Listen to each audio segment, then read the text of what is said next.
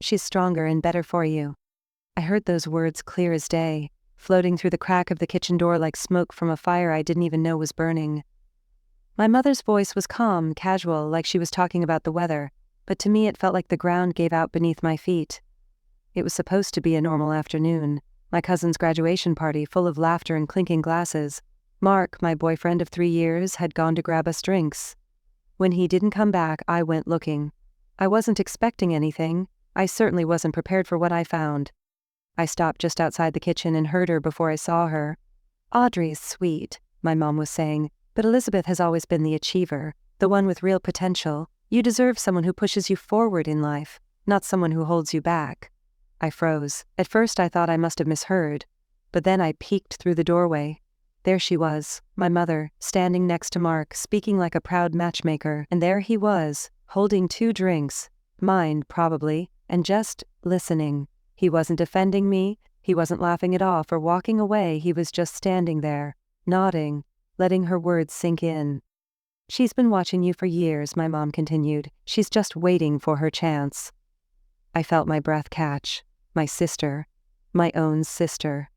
Mark finally spoke. "I don't know, Mrs. Davis. Audrey and I have been together for a long time." But then she said it. "And what do you have to show for it?" She mentioned Elizabeth's career, her new promotion, her success, and then she asked the question that pierced right through me. "What's Audrey doing with that art degree, making coffee and sketching portraits nobody buys?"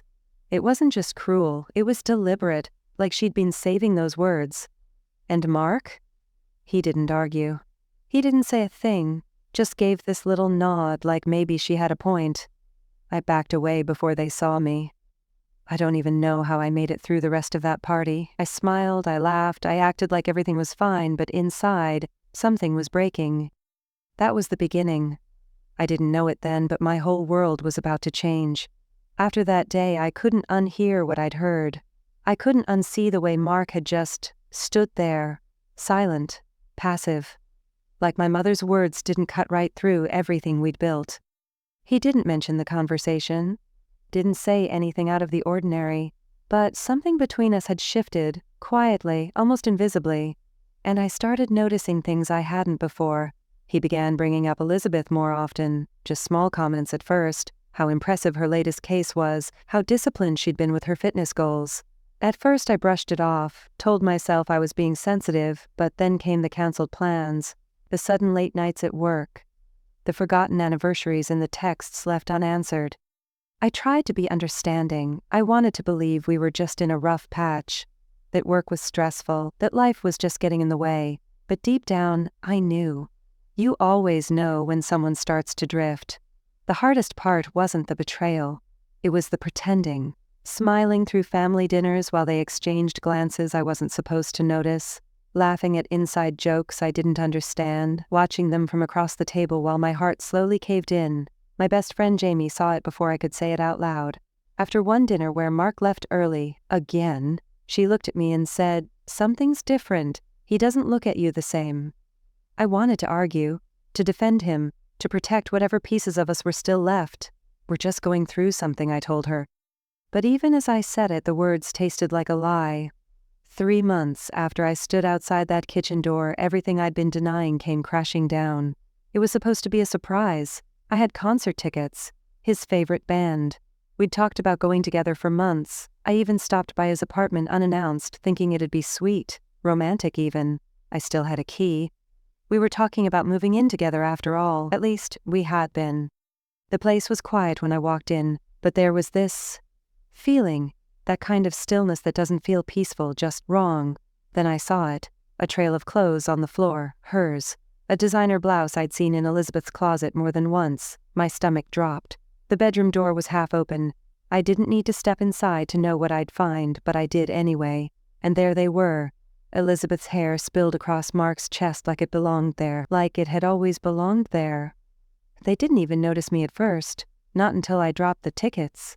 They hit the floor in this quiet little flutter, like confetti from a celebration I wasn't invited to. Mark sat up, scrambling for the sheets, stammering something that didn't matter. "Elizabeth?" She just stared, calm, almost annoyed I'd walked in. "This isn't what it looks like," Mark tried. Don't, I said. My voice didn't even sound like mine. Don't say that. I'm not an idiot. Elizabeth didn't flinch. She just sat up and said, You were going to find out eventually. Maybe this is for the best. And that was it. No shame, no apology, just the truth, plain and sharp. How long? I asked, though I already knew. 2 months. Officially, Mark said. But we've been talking longer. Since Mom had her little chat with you, I finished for him. The look on their faces said it all. I knew more than they thought. I didn't scream, didn't throw anything. I just turned around and left. And somewhere between that door and my car, the heartbreak stopped feeling like sadness. It started to feel like fuel.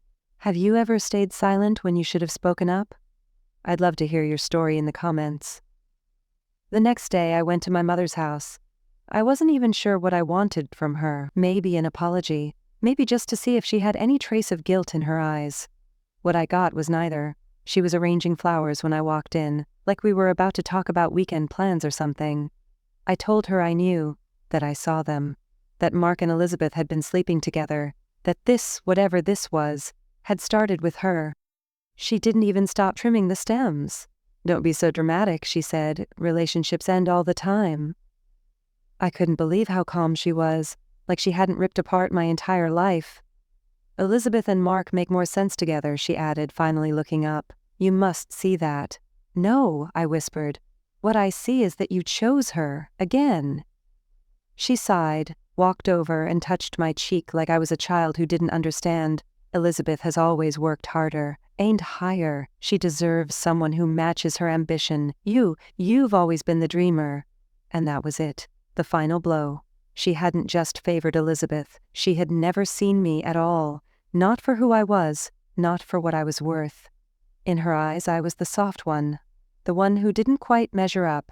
I spent that night packing everything I owned into my car. Most of it was secondhand furniture, thrift store art supplies, and old sketchbooks. Nothing I couldn't leave behind. Jamie let me crash on her couch, but I already knew I wasn't staying. I didn't just need a new apartment. I needed a new life, a new city, somewhere they wouldn't know my name or my heartbreak. Are you sure about this? Jamie asked, watching me load the last box. I'm not running away, I told her. I'm moving forward. The next morning, I left a note for my mother, Elizabeth, and Mark. No long explanations, no anger. Just 3 words, watch me thrive. Chicago greeted me with a downpour. I pulled into a cheap motel on the outskirts of the city, windshield wipers struggling to keep up with the rain. The room smelled like stale cigarettes and fake citrus. It wasn't much, but it was mine. For now. I gave myself 5 minutes to cry, just 5. I sat on the edge of the bed, surrounded by everything I owned, and let the weight of it all sink in. When the alarm on my phone went off, I wiped my face, opened my laptop, and started the search. For apartments, for jobs, for a second chance. The days blurred together, rejections piled up, my savings shrank faster than I expected. After 12 apartment viewings, I found a studio in a neighborhood the realtor called full of character, which meant the elevator rarely worked, and the walls were thin enough to hear my neighbor's nightly jazz solos on the saxophone. But it was mine. I hung up a few magnets shaped like pizza slices on the fridge and told myself I had 30 days to make this work. 28 days later, I walked into Meridian Investment Group for what I thought was my final interview. I wore my best dress, the one I'd pressed 4 times to get the wrinkles out, even though it was from a clearance rack. I sat next to a woman in a designer suit, feeling like I didn't belong. A woman from HR greeted me. The position's been filled, she said gently. My heart dropped. Then she added, but Mr. Reynolds asked if you'd be open to something else. She led me through a maze of glass offices until we stopped at a corner desk buried in folders and takeout containers. That's when I met Patrick Reynolds. He looked up, tired eyes and a day-old stubble, but something about him felt grounded, real. Sorry about the mess, he said. The annual reports? Mess doesn't scare me, I replied. He laughed. Then you might be perfect. He asked why an art major from Philadelphia wanted to work at an investment firm in Chicago. I didn't sugarcoat it. Because starting over sometimes means burning the map of your old life and drawing a new one. He studied me for a moment, then nodded. I know a little about fresh starts. He hired me on the spot. The work was intense, long hours, endless reports, late-night takeout, but there was something comforting about the routine. I organized the chaos, learned as I went, and slowly earned his trust. Lunch breaks turned into quiet conversations about motorcycles, old family pressure, and dreams we didn't say out loud too often. He never asked too many questions, and I didn't offer too many answers. We kept things professional. But in those long hours, something real started to grow. Something neither of us had expected. It started with trust. Late nights at the office turned into a rhythm. We worked side by side, barely speaking sometimes, just focused and present. I knew what he needed before he asked. He started asking for my opinion on presentations, not just logistics. There was no official line we crossed, no moment I could point to, but something between us began to shift. One night, around 11, I was still at my desk, reorganizing client files by risk profile. Patrick looked up and asked, "Why are you still here?" I didn't even think. Because the work isn't done. He smiled, one of those rare tired smiles that says more than words ever could. We were just in sync. There were moments, quiet, accidental ones, a text he sent to me by mistake, meant for his brother, venting about a bad date, the time I spilled coffee all over his desk and nearly cried from embarrassment, and he just shrugged and said, "It's just paper, breathe." Lunches became our break from the world. He dragged me to food trucks and hole-in-the-wall restaurants. We'd talk about everything except work. He told me about his dad, who wanted him to take over the family construction business, how they hadn't spoken in years. I told him my mother always preferred my sister. It was the first time I'd said it out loud since I left Philly. He didn't say much, just listened, and somehow that was enough. 6 months after I started, he asked me to dinner. Not takeout, not a working lunch, a real dinner. I thought it was a celebration. We'd just landed a big client. But over dessert, he slid a folder across the table. A business plan. His dream. A boutique investment firm focused on sustainable businesses and first-generation entrepreneurs. The kind of clients big firms ignored. He'd been building it quietly for years. Then he looked at me and said, "I'm leaving Meridian next month to launch this, and I want you to come with me, not as my assistant, as my operations manager." I stared at him. "That's crazy, I barely know what I'm doing." "You know more than you think," he said. "And you've got something you can't teach. Intuition, integrity." My heart was racing. I wanted to say yes before he even finished the sentence. "I'll think about it," I said, even though we both knew I already had. A month later, we were no longer co-workers. We were partners. And somewhere between building pitch decks on our living room floor and drafting client proposals at 2 a.m., the space between us disappeared. He kissed me one night after a meeting that turned into dinner, after a conversation that turned into something deeper. Outside our office, snow falling around us like something out of a movie. And neither of us said anything the next day. We were both too afraid of messing up something that mattered. But the next week it happened again. And this time, we didn't pretend it was an accident. We never made a big announcement. There was no dramatic proposal, no flashy ring. It happened on a Sunday afternoon, both of us in sweatpants going over quarterly projections on the floor of our apartment. Patrick looked up from a spreadsheet and said, "Marry me," just like that. No grand speech, just certainty in his voice. Like he already knew the answer. I laughed at first, thinking he was joking. "People will say it's too soon," I told him. "Let them," he said. I've never been more sure of anything. 3 months later, we stood in front of a courthouse judge. Jamie flew in from Philadelphia. Patrick's brother came too. I wore a simple cream dress. He wore a charcoal suit. No audience, no aisle.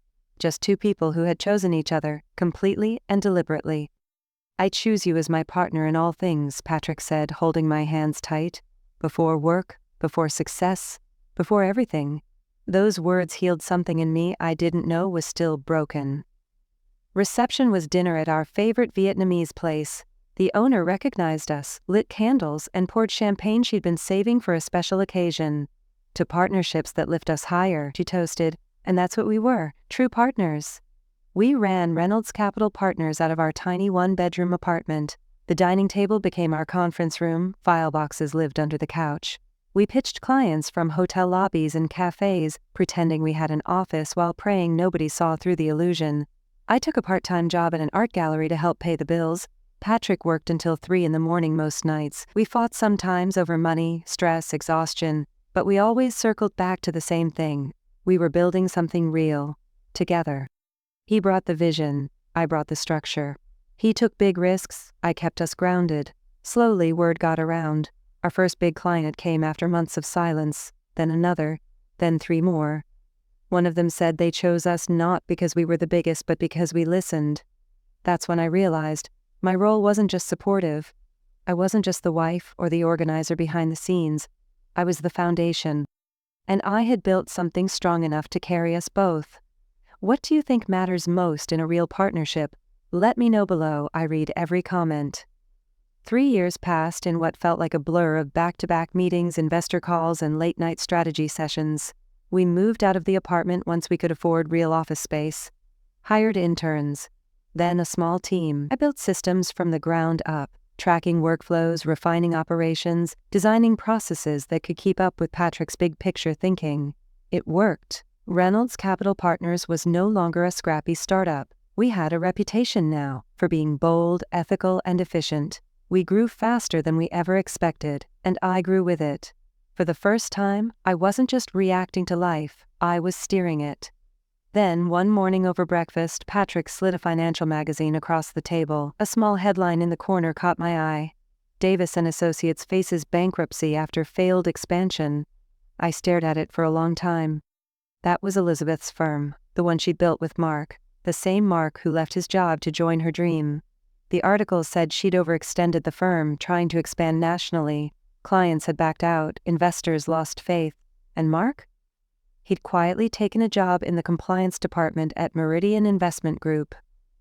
I tried to stay neutral, tried not to feel anything, but deep down it stirred something I couldn't quite name.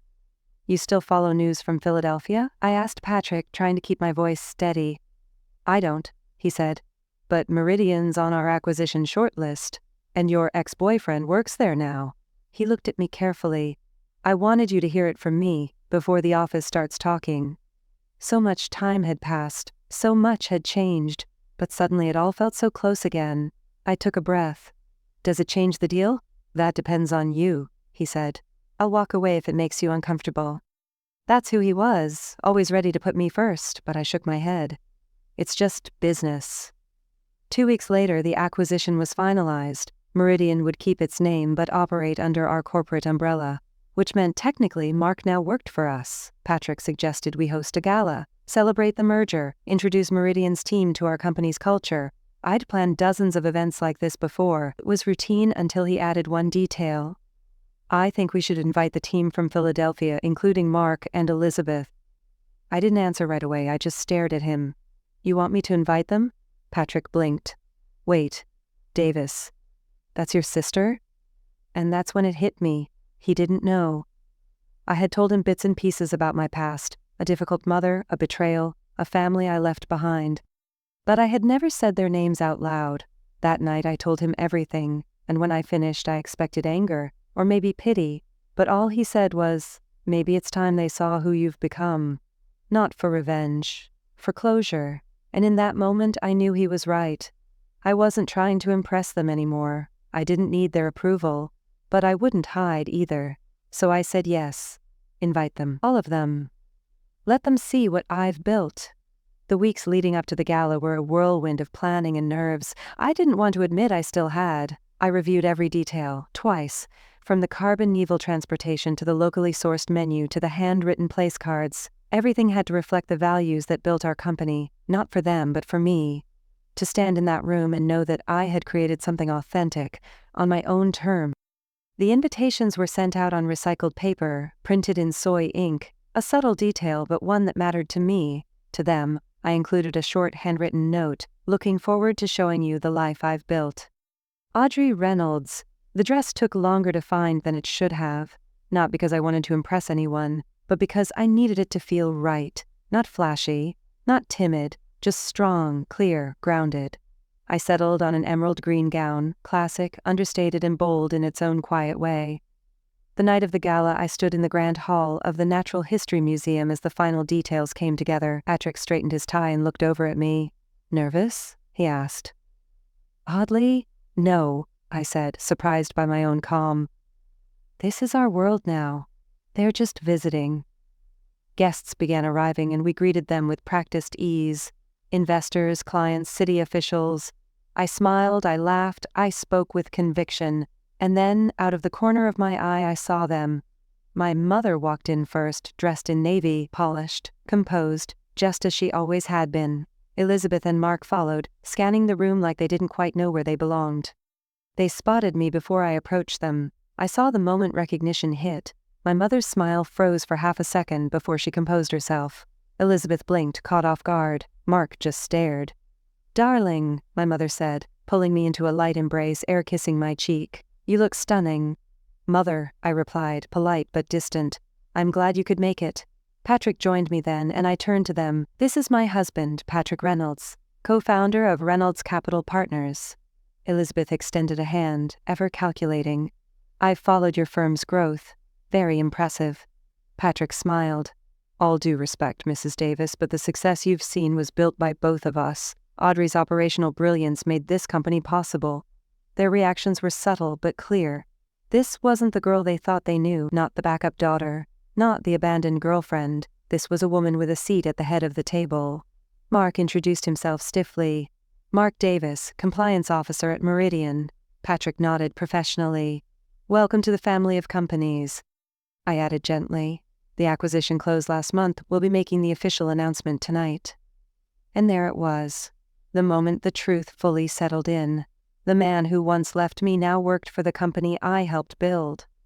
The sister who once took everything now stood in a room that belonged to me, and the mother who never believed in me was suddenly realizing just how wrong she'd been. Patrick and I moved on to greet more guests, but I could feel their eyes on me as we walked away, and for the first time in years, I didn't feel small under their gaze. I felt whole. After dinner, Patrick gave his speech. Confident, clear, full of purpose, he spoke about the importance of investing in people, in vision, in values that matter. Then came the announcement. Meridian, now under our umbrella, with new leadership guiding its future. He welcomed their team with grace and pride, even giving Mark a polite nod from the stage. It was quiet after. One of those moments that hangs in the air, thick with realization. I found myself alone at the dessert table, pretending to choose between chocolate and lemon tart. That's when my mother appeared beside me, holding a glass of champagne like it was armor. "I always knew you'd do well," she said casually. "You had such potential." I looked at her, steady. "Did I? Because I remember you saying something else." She waved a hand. "A mother pushes her children." "Elizabeth needed confidence. You needed motivation." "No," I said, soft but firm. "I needed support." She studied me for a moment, then glanced around the room, like maybe now she understood the scale of what she'd missed. "Well, I suppose I should thank this Patrick for seeing what I didn't." "Patrick didn't create my success," I replied. "We built it together, because we respect each other, as equals." Her smile faltered, then Elizabeth appeared, Mark trailing behind. She looked tired, like the weight of her choices had finally caught up to her. "Your husband," she said with a nod. "He's impressive. The way he commands a room." I smiled. "He is. We've done well together." The pause between us stretched. Mark wouldn't even meet my eyes. There was no apology, no explanation, just this awkward silence where something used to be, and in that moment I didn't feel angry. I didn't feel the need to hurt them or outshine them or make them sorry. I just felt done. They had what they wanted, and it hadn't brought them peace. I hadn't gotten what I wanted, but I had built something better. Something real. I excused myself politely and rejoined Patrick, his hand finding mine without a word. Later that night in our kitchen, we shared leftover dessert straight from the container, barefoot and exhausted. "How do you feel?" he asked me. "Lighter," I said. "Like I'd been carrying something for years and I finally put it down." He nodded. "They seemed smaller." "Not how you described them." "They are smaller," I said quietly. "Or maybe I'm just bigger now. Not in status, just in knowing who I am." He reached across the counter and took my hand. "You didn't need to show them anything, I know," I said, "but it felt good just the same." What would you say if you stood face to face with someone who once broke you? Would you still want revenge, or would you just walk away? We sat at the kitchen counter long after the party ended, the house finally quiet again. The emerald dress was draped over a chair, my hair pinned back messily, heels kicked off somewhere near the door. Patrick handed me a fork and a container of leftover dessert, and we ate in silence, stealing bites straight from the middle like we always did. "Still thinking about them?" he asked softly. I nodded. "A little." "Do you feel what you wanted to feel?" I thought about that. About the looks on their faces. The way my mother's confidence cracked. The way Elizabeth's words fell flat. The way Mark couldn't even hold my gaze. I thought it would feel like a win, I said. It felt like peace. He smiled gently, the way he always did when he saw something in me before I did. They looked so small tonight, I added. So tired, so unsure. Maybe they always were, he said, but you were too close to see it. Or maybe I've just grown, I murmured, not in some flashy, show them what they lost kind of way, just grown. I leaned into him, rested my head on his shoulder. The man who never needed me to be stronger or better or more, the man who simply saw me as I was and chose me. They may gave me a gift, I whispered, even if they didn't mean to. Patrick didn't say anything, just squeezed my hand. If they hadn't betrayed me, I might still be there, still trying to make them proud, still hoping to be enough. He looked over at me, eyes soft. And now I know, I said. I was never the problem, I was just in the wrong story.